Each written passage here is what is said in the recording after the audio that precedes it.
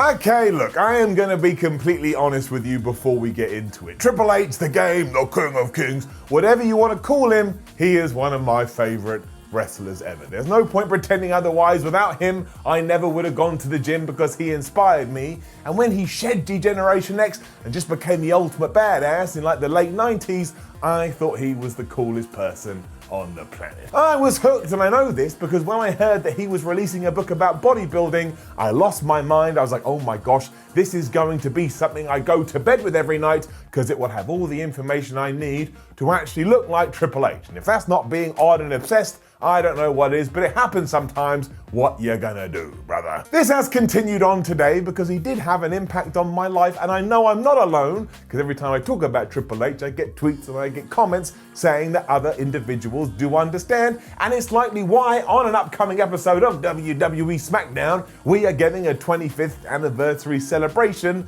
for one Paul Levesque. Even though I'm pretty sure he's been with the company more than 25 years, but I don't care, it's just a number. And look, let's face it, even if he runs around like a fool again, as he did on the very first live No Crowd Performance Center show, and then we get videos of that amazing return in 2002, which is still one of my favorites, I will enjoy all of that. I'm just being honest, I'm just telling you how it is. I do get it though, not everybody thinks this way, and given that during that segment there will be some things that I bet WWE doesn't talk about, I will be a fair friend and I will listen to my audience, and we instead shall talk about them here today. Because I always like to put you guys first, because I consider myself a man with the people, not a man of the people. That always sounds really arrogant and really weird, but I am a man with the people, so we are with each other together in some form of relationship. You may not have known about this. Please do go tell your parents. I will be around as soon as we are allowed, and we can meet and we can do all the handshakings and all the little things we need to do. So yeah, there have been times where you scratched your head and just trying to figure out what was going on,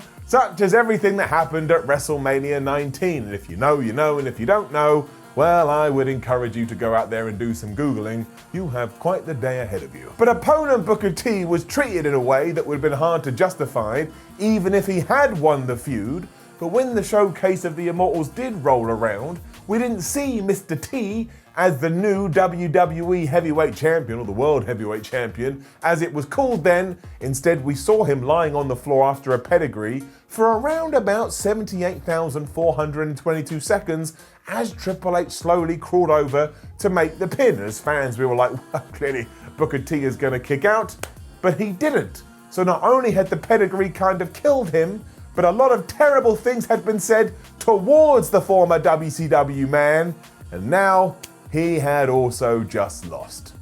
I don't understand it. It didn't do anybody any favors and really was completely against what WWE is all about, especially at WrestleMania. It's meant to be about good guys keeping bullies and bad people down and coming out on top, waving a big flag around.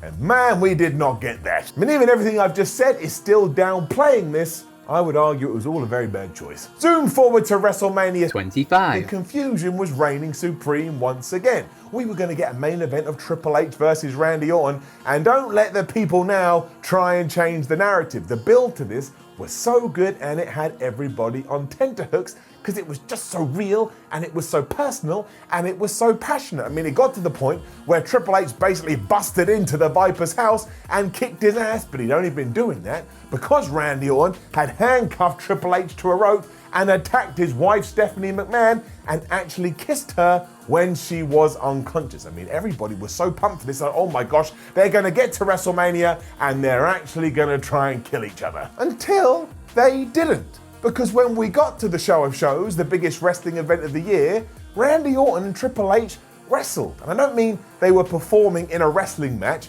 at WrestleMania, I mean they locked up and then tried to perform headlock takedowns on each other. If somebody had done this to me, if they had taken their significant other, or my significant other, and laid a big, slappy, wet kiss on them, I wouldn't want to take them down in a headlock. I want to take my fist and punch it through that person's skull. It just wasn't what anybody wanted to see. It didn't make sense with the narrative, and really, ultimately, it was quite disappointing, and again, is something that I'm still questioning today.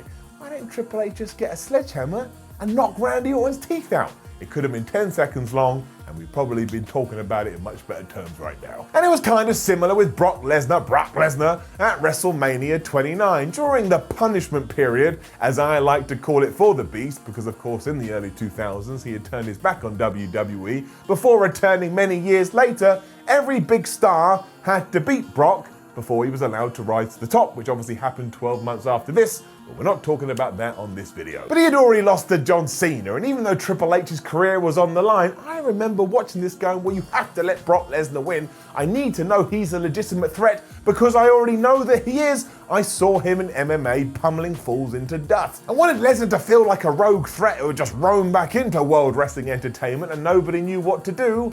So again, when Triple H did hit the pedigree, I just felt a bit flat. I was a bit like, that's not really what I wanted in terms of a WrestleMania moment. And after that, we kind of just went on to other things. And I'm sure some will point to the WrestleMania 18 main event between he and Chris Jericho and say, well, that was a mistake.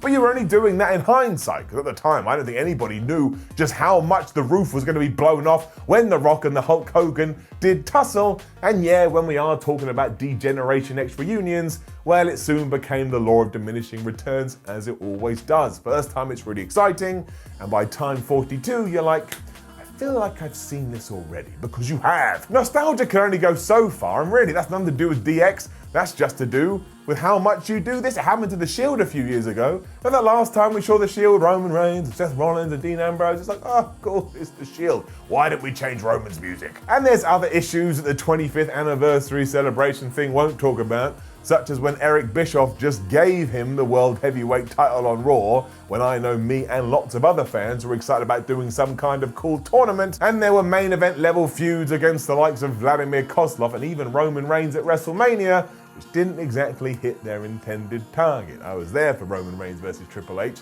at that show, and while I was kind of relatively pumped, it just didn't feel like it should have been on last. You also can't ignore the effect he had on people like the Spirit Squad, who were quite literally put in a box and sent back to OVW, which was WWE's developmental territory at the time. And the story between Triple H and Chris Masters is actually quite upsetting. I really liked Chris Masters back in the day, but it sounded like he ran afoul of the game, and that was that for him.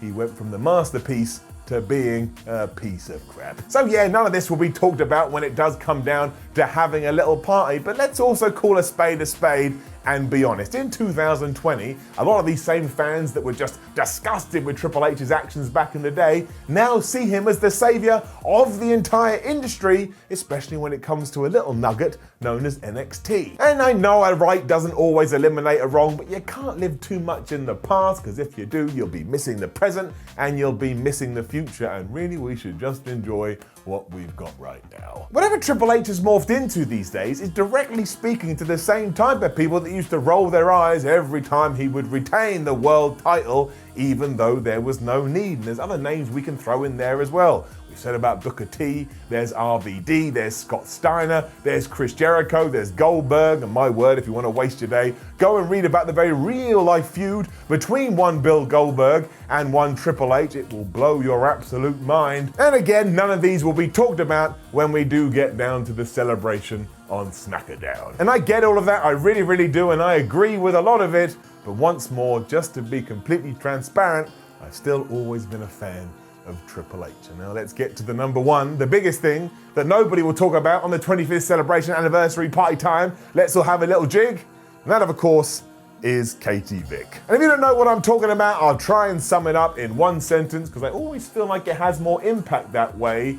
Katie Vick was Kane's ex-girlfriend that Triple H accused him of murdering, and then went into a very real funeral home and had sex with a puppet or a mannequin that was made out to look like Katie Vick, as Triple H wore a Kane mask. There are few worse things than this. Sometimes people who don't watch wrestling ask me about this, and do you know what I do? I smile and I run out the room, because I don't want to be the person to try and justify it. Now, don't forget to leave a comment below and let us know, what do you think about Triple H? I'm genuinely intrigued to know what your thoughts will be. Like the video, share the video, subscribe to What Culture Wrestling, then head over to whatculture.com where you can read articles like this that go into all other kinds of crazy stuff. You can follow What Culture on Twitter, What Culture WWE, and you can watch more videos here on What Culture Wrestling. If you are trapped in your house right now, well, sounds like a wonderful thing to do. My name is Simon from What Culture. Thank you very much for watching. I just want to talk about that 2002 return again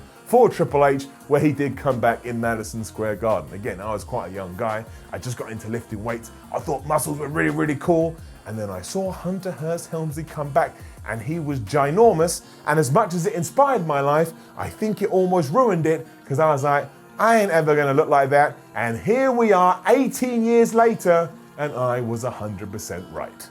Excuse me, I've got something in my eye. Finish.